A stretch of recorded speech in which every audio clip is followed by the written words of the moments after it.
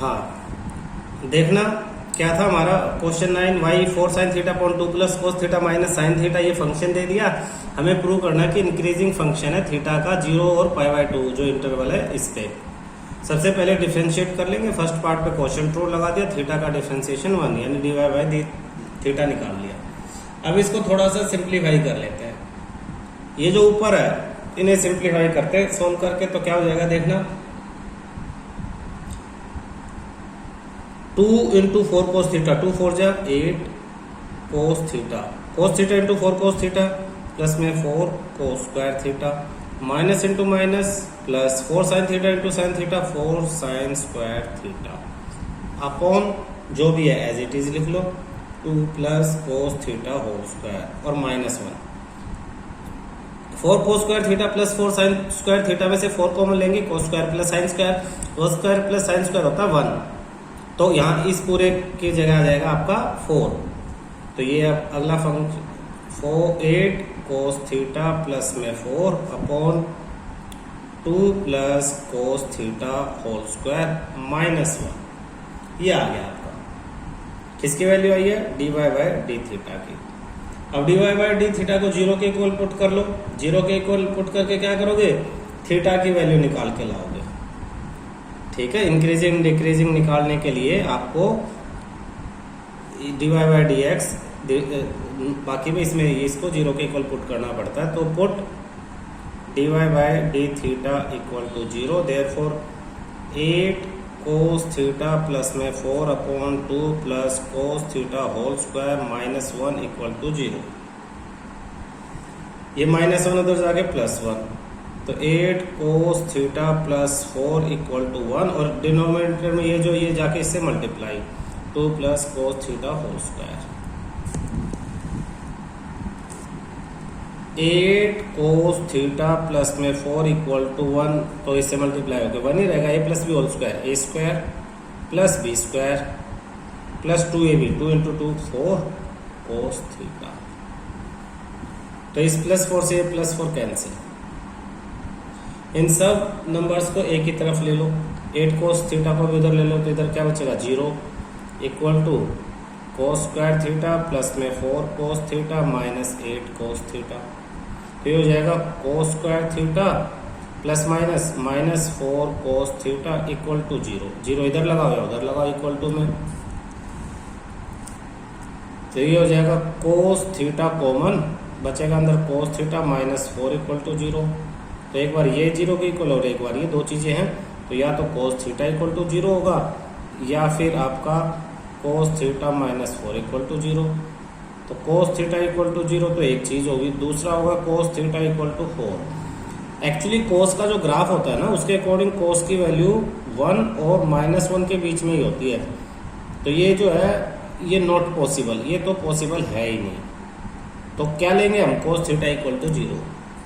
अब कोस की 0 किस चीज पे होती है वैल्यू? कोस की 0 जो वैल्यू होती है वो देखो, एक यहां होती है 0 वैल्यू, और तो ये इसकी वैल्यू क्या है? π/2। तो कोस थीटा 0 का मतलब थीटा इक्वल टू π/2, थीटा की वैल्यू आ गई हमारे पास π/2। ठीक है, अब dy/d थीटा था, आपने जो लिया था, एक मिनट, हाँ देखना बेटा, आपका जो dy/d थीटा की वैल्यू आई थी वो आई थी 8 कोस थीटा प्लस 4 अपॉन में 2 plus cos theta whole square minus 1। अगर इसका एलसीएम ले ले तो क्या होगा? 2 plus cos theta whole square, ये पूरे में, और ऊपर आ जाएगा 8 कोस थीटा प्लस 4 माइनस 1 से ये मल्टीप्लाई, तो 2 plus cos theta whole square. इसे ओपन कर दो, तो 8 cos theta plus 4 minus a square plus b square plus 2ab 4 cos theta upon ये as it is 2 plus cos theta whole square. ऊपर bracket open कर दो, तो ये हो जाएगा 8 cos theta plus 4 minus 4 minus plus minus cos square theta minus plus minus 4 cos theta upon 2 plus cos theta whole square. इसे simplify, plus 4 से -4 cancel, 8 cos theta minus 4 cos theta, तो 4 cos theta, 4 cos theta minus cos square theta upon 2 plus cos theta whole square. तो ऊपर से cos common, cos theta, 4 minus cos theta upon 2 plus cos theta whole square. अब आप देखोगे interval जो है 0, ये है dy बाय डी थीटा की एग्जैक्ट वैल्यू, ठीक है। अब 0 और π/2 इन इंटरवल 0 एंड π/2, इसके बीच में कोस थीटा की वैल्यू क्या होती है देखना, यहाँ ग्राफ से दिखाऊंगा तुम्हें। ये 0 है और ये π/2 है। 0 और π/2 के बीच में कोस थीटा पॉजिटिव होता है, पॉजिटिव। तो आप लिखोगे cos theta is greater than 0, positive value. और π/2 और ये π/2 है, ये पाई है और ये 3π/2 है। तो π/2 और 3π/2 के बीच में नेगेटिव, ये ध्यान रखना है, ग्राफ से पता लगेगा। तो ये जो लाइन लिखे ना अपने, cos theta is greater than 0, इस इंटरवल में ये ग्राफ ध्यान रहेगा तो आपको ध्यान रहेगा। ये 11th में थे ये सारे ग्राफ। तो कोस थीटा ग्रेटर देन 0, 4, ये क्या था, 4 माइनस कोस थीटा। अगर इसको हम 0 के इक्वल रखते हैं या इस पूरे को ग्रेटर देन 0 लिखते हैं तो हमारा 4 माइनस कोस थीटा भी greater than 4 minus cos theta, ये भी 0 के ग्रेटर हो जाएगा। कैसे होगा, कोस थीटा की वैल्यू जो होती है, कोस थीटा की वैल्यू 1 और -1 के बीच में ही होगी। तो इनके बीच में कोई भी वैल्यू हो, 4 हमेशा कोस थीटा से बड़ा होगा, 4 ऑलवेज ग्रेटर देन कोस थीटा। तो 4 माइनस कोस थीटा ये उधर जाएगा, 4 माइनस कोस थीटा वो 0 से बड़ा हो जाएगा, ठीक। अब कोस मल्टीप्लाई कर दे इधर और इधर, तो कोस थीटा 4 माइनस कोस थीटा ये ग्रेटर देन 0 हो जाएगा। हमें ये लेके आना है, हमें प्रूव करना dy बाई डी थीटा बड़ा है। और अगर ये बड़ा है तो दोनों तरफ 2 प्लस कोस थीटा के स्क्वायर से डिवाइड कर दें, तो हमारे पास cos theta 4 minus cos theta upon में 2 प्लस कोस थीटा का होल स्क्वायर, ये भी बड़ा होगा 0 से। इसका मतलब क्या है, ये किसकी वैल्यू थी, therefore dy by D theta ये बड़ा हो जाएगा आपका 0 से। और यही तो हमें प्रूव करना था, है ना। तो उस इंक्रीजिंग फंक्शन प्रूव करना था, therefore y is strictly increasing, therefore y is strictly increasing in interval 0 to π/2। Also given function continuous at 0 and π/2। Increasing तो है, ऑल्सो इट इज कंटिन्यूअस। आप ग्राफ से देखो लगातार है, बीच में ब्रेक नहीं है। It is continuous at x equal to 0 and x equal to π/2। Hence y is increasing in interval। और अगर कंटिन्यूअस है तो हम लिख सकते हैं, पहले तो ये वाले ब्रैकेट में हमने प्रूव किया, लेकिन 0 और π/2 भी के इंटरवल में ये लगातार कंटिन्यूअस है, तो हम ब्रैकेट चेंज कर सकते हैं, यानी 0 और π/2 को इसमें इंक्लूड कर सकते हैं। Therefore y is increasing in, अब ये ब्रैकेट ले सकते हो, इस ब्रैकेट का मतलब आपने 0 और π/2 को इसमें इंक्लूड कर लिया है।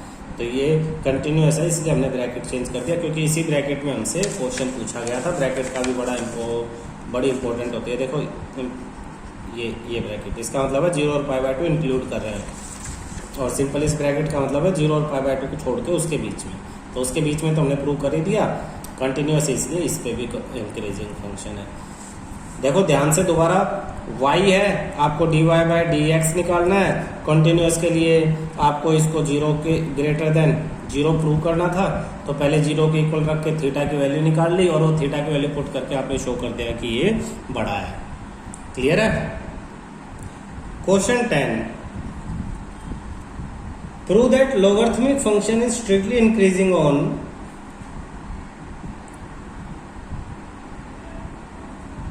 logarithmic फंक्शन को आपको प्रूव करना है कि स्ट्रिक्टली इंक्रीजिंग है, किस पे? स्ट्रिक्टली इंक्रीजिंग, 0 और इन्फिनिटी के बीच में। तो फंक्शन क्या दे दिया सॉल्यूशन में? हम फंक्शन लिख लेंगे f of x is equal to log x। तो f derivative of x log x का डेरिवेटिव 1/x होगा। इट इज क्लियर, अगर x 0 से बड़ा है, देखो ध्यान से देखना, it is clear if x greater than 0, तो इसका मतलब 1/x भी 0 से बड़ा होगा, यानी x पॉजिटिव है तो 1/x भी पॉजिटिव होगा, यानी फंक्शन जो है वो भी बड़ा होगा 0 से। और फंक्शन अगर 0 से बड़ा होगा तो हमारा प्रूव हो गया है कि x की कोई भी वैल्यू 0 से इन्फिनिटी तक आपकी वो स्ट्रिक्टली इंक्रीजिंग फंक्शन होगा। Hence f(x) equal to log of x is strictly increasing function in interval 0 to pi। Prove. ठीक है। Question 11, prove that function f given by f(x), अब की बार फंक्शन दे दिया f(x) equal to x square minus x plus 1 is neither strictly increasing nor strictly decreasing, neither strictly increasing nor strictly decreasing in interval -1 to 1। तो -1 to 1 में कहीं पे वो increasing होगा, कहीं पे डिक्रीजिंग होगा, तो एक दूसरे cancel out, neither increasing not decreasing, ऐसा हो जाएगा। तो उसके लिए आपको पहले वही जैसे हम पिछले क्वेश्चन करते थे, पहले इसको डिफरेंशिएट करो, f derivative of x solution 2x - 1, फिर इसको 0 के इक्वल पुट करो, f derivative of x equal to 0, therefore 2x - 1 equal to 0, यानी 2x equal to 1, x equal to 1/2। तो अब ये नंबर लाइन जो है -1 और 1 के बीच में एक पॉइंट आ जाएगा 1/2, -1 और 1 के बीच में एक पॉइंट आ गया 1/2। क्लियर है? अब जो फंक्शन है आपका उसमें 1/2 रख के देखो, दो इंटरवल हो गए, तो दो इंटरवल कौन कौन से देखना, point 1/2 divides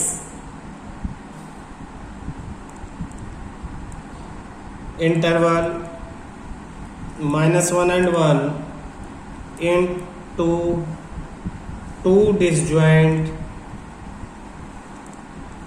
intervals, that is कौन कौन से, -1 से 1/2 के बीच में ये वाला इंटरवल, एंड 1/2 से 1 ये सेकंड इंटरवल।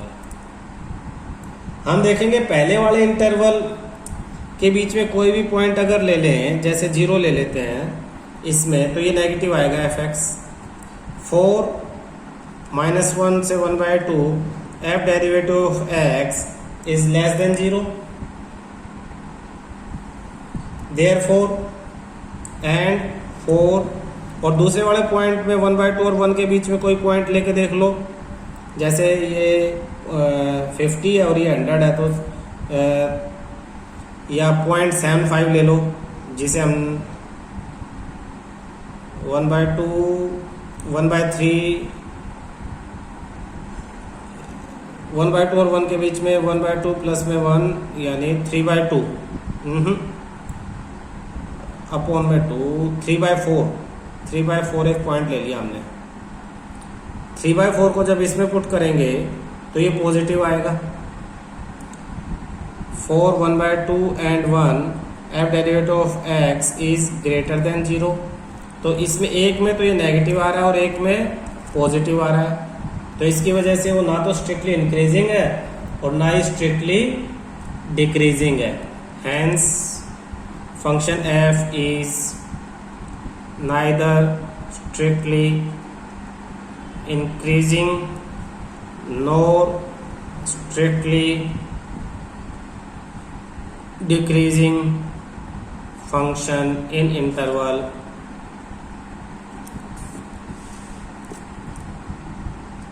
-1 to 1। देखो फंक्शन दिया, उसको डिफरेंशिएट किया, 0 के इक्वल लिखा, x की वैल्यू आई, x की वैल्यू ने दो इंटरवल बनाए, दोनों इंटरवल्स के पॉइंट लेके रफली हमने चेक करके देख लिया और बता दिया कि पहले इंटरवल में तो नेगेटिव है यानी लेस देन 0, दूसरे इंटरवल में ग्रेटर देन 0, तो एक में डिक्रीजिंग एक में इंक्रीजिंग, तो हम टोटल पूरे के अंदर नाइदर इंक्रीजिंग नॉर डिक्रीजिंग हम उसे कहेंगे। ठीक है,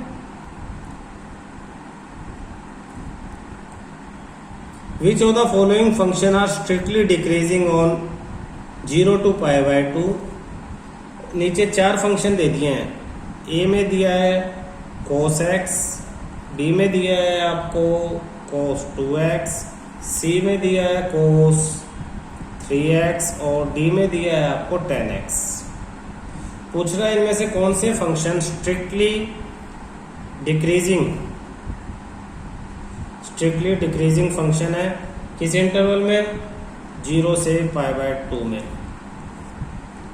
तो हम फर्स्ट वाले को चेक करेंगे सबसे पहले। तो f ऑफ x क्या है आपके पास, cos x है, f डेरिवेटिव ऑफ x क्या हो जाएगा, cos x का माइनस sin x।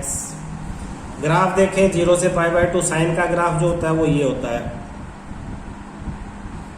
ये 0 और ये π/2, ये π/2, तो ये तो sin x तो पॉजिटिव है लेकिन आगे माइनस लिखा है, तो इसका मतलब ये क्या है, negative.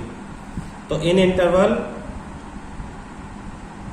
0 to π/2 minus sin x, f derivative of x equal to जो माइनस sin x है वो लेस देन 0 होगा। Therefore function is strictly decreasing in interval 0 to π/2। तो फर्स्ट वाला तो स्ट्रिक्टली डिक्रीजिंग हो गया है। ठीक है, देखो दोबारा फंक्शन है, डेरिवेटिव निकाल ले, डेरिवेटिव निकाल के आपको अपनी कॉमन सेंस ग्राफ वगैरह से आपको पता लगेगा कि इसकी वैल्यू पॉजिटिव आएगी नेगेटिव। ग्राफ से देखो sin x पॉजिटिव है तो ये इतना पोर्शन पॉजिटिव है, आगे माइनस लिखा तो टोटल क्या हो जाएगा, टोटल तो नेगेटिव हो जाएगा, नेगेटिव यानी लेस देन 0 यानी स्ट्रिक्टली डिक्रीजिंग। अब बी को चेक करते हैं, B f of x is equal to cos 2x, तो f derivative of x is equal to cos 2x का माइनस sin 2x और 2x का दोबारा हो जाएगा आपके पास 2, तो ये हो जाएगा f derivative of x minus 2 sin 2x। Clear है? अब देखना ध्यान से, अगर हमारा जो x है वो 0 से बड़ा और π/2 से छोटा, देखना क्या चेंज आएगा, x की जगह यहाँ 2x है तो इसे 2x सबको 2 से मल्टीप्लाई कर दो तो ये तो 0 ही रहेगा और ये पाई, यानी अब हमें देखना है कि sin 2x पॉजिटिव है नेगेटिव, तो 2x 0 और पाई के बीच में हो जाएगा। फिर साइन का ग्राफ देखो, ये 0 और ये पाई, 0 और पाई के बीच में sin x पॉजिटिव है तो ये वाला पोर्शन जो है वो पॉजिटिव है, ये इतना पोर्शन, तो ये नेगेटिव, टोटल क्या हो जाएगा, नेगेटिव हो जाएगा।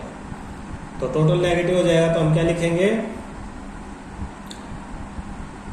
आप शो कर सकते हो कि sin 2x greater than 0, this implies that minus 2 sin 2x is less than 0, hence f derivative of x is less than 0, therefore function is strictly decreasing in interval 0 to π/2।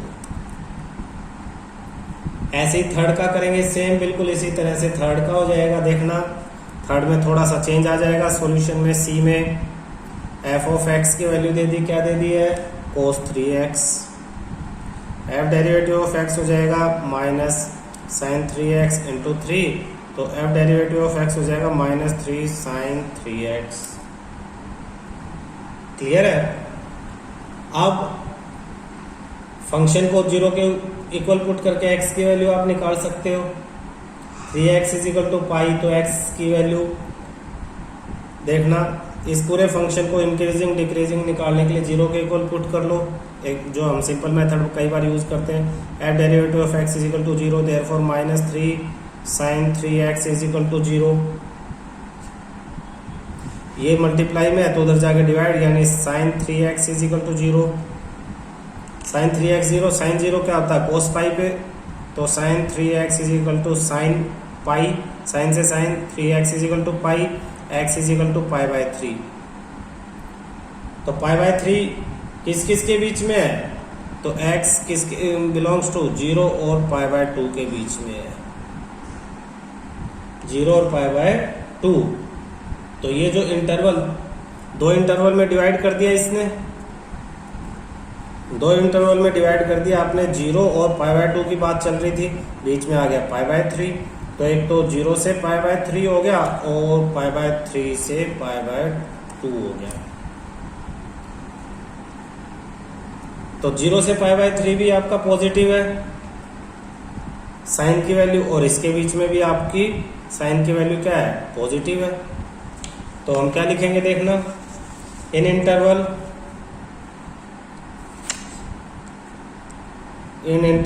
Zero to pi by 3 F derivative of X की क्या value है, -3 sin 3x, वो less than zero हो जाएगा क्योंकि ये positive है, ये माइनस है, तो ये पूरा लेस देन जीरो। ठीक है, तो f is strictly decreasing in interval zero to pi by 3, strictly decreasing हो गया। अब दूसरे वाला इंटरवल हम ले लेते हैं, in interval pi by 3 to pi by 2। इसमें भी जो है, इसमें f डेरिवेटिव ऑफ x, अब इसमें देखना x की वैल्यू पाई बाय 3 से बड़ी और पाई बाय 2 से छोटी है। अब 3 मल्टीप्लाई कर देंगे तो पाई और 3x और 3 पाई बाय 2, 180 के बाद और 3 पाई बाय 2 के बीच में ग्राफ से देखो, ये है 180 पाई, तो इसके बाद और 3 पाई बाय 2 इसके बीच में ये नेगेटिव वैल्यू आ जाती है, नेगेटिव। तो यहाँ पे आपके फंक्शन की, यानी इसमें आपका sin 3x जो है वो लेस देन जीरो है, देयरफॉर -3 sin 3x जो है वो ग्रेटर देन जीरो हो जाएगा, माइनस से माइनस प्लस हो जाएगा। Hence f derivative of x is greater than 0. Therefore, f is strictly increasing in interval, कौन से, आपका ये था pi by 3 to pi by 2, इसमें स्ट्रिक्टली इंक्रीजिंग होगा। ठीक है, तो टोटल उसके बीच में नाइदर, देयरफॉर। अब एक में फर्स्ट वाले इंटरवल में तो आप जो है स्ट्रिक्टली डिक्रीजिंग आ गए, सेकंड में स्ट्रिक्टली इंक्रीजिंग आ गए, या माइनस आएगा। तो आप पूरे इंटरवल में जीरो से पाई बाय 2 के बीच में neither increasing neither, f is neither increasing NOR decreasing in interval zero से पाई बाय 2। थर्ड वाला नाइदर इंक्रीजिंग और नोर डिक्रीजिंग होगा। ठीक है, f of x is equal to tan x, f derivative of x equal to sec square x, तो sec square x is always positive, square है, तो f derivative of x is greater than 0, therefore strictly increasing in 0 to pi by 2, ये strictly increasing है यहाँ। तो ये question आपका कौन कौन से, हैंस करेक्ट, डिक्रीजिंग कौन कौन सा, a और b है, वो स्ट्रिक्टली डिक्रीजिंग फंक्शन पूछे थे, तो आंसर आपका a और b है। c और d जो है वो आपके नहीं है, क्योंकि ये तो नाइदर इंक्रीजिंग नॉर डिक्रीजिंग है और ये इंक्रीजिंग है, तो a और b स्ट्रिक्टली डिक्रीजिंग फंक्शन है आपके।